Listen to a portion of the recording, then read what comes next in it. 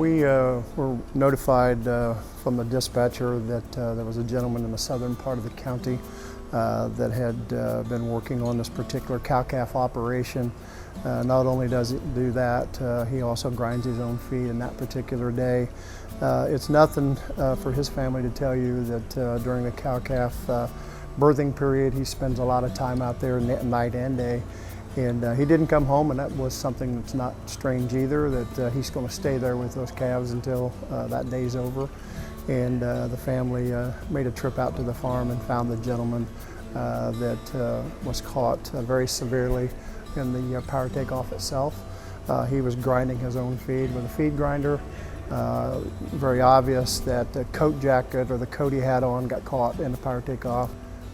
As the family would tell you, and a lot of incidents you have like that, he's probably did that operation hundreds of times, and that particular day just was a bad one. A PTO can be one of the more dangerous pieces of equipment on the farm because as we're running it, it's spinning at either 540 revolutions per minute or 1,000 revolutions per minute. And depending on the style tractor and implement we have, there may only be between 6 and 8 inches worth of space between the PTO shaft and the drawbar. So if I was wearing a jacket with the drawstrings on there or a tattered pair of coveralls and I step over the top of it, it can grab a hold of me and it's going to spin me 1,000 revolutions per minute around there, which means my head's going to hit that drawbar 1,000 times per minute. The tractor's not going to stall out. It's meant to run heavy pieces of equipment there, so having me wrapped up in there is not going to stall the tractor out. A couple things for the farmers to take a look at are, of course, the PTO shaft, and make sure that the outside safety shield runs independently of the shaft inside.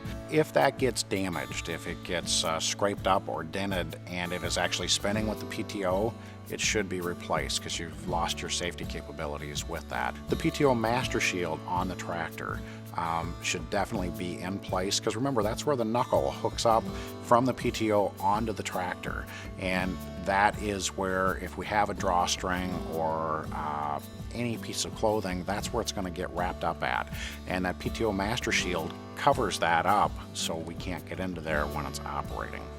A couple things to take a look at. A lot of times, especially in the fall harvest season, a farmer will leave a tractor operating as a stationary power source to run an auger up to a bin, and as they're moving in and out of the fields with the gravity flow wagons, they'll leave that tractor with the PTO running, and there's nobody around it, and children, of course, are going to be interested in seeing what's going on.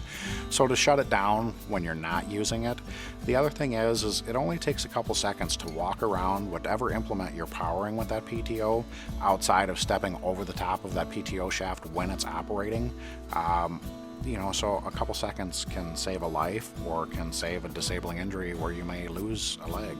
The number of PTO entanglements has gone down over the years, which is a good thing, but we need to keep that awareness up, both with the farming community and the kids around the farm, because PTOs are unforgiving.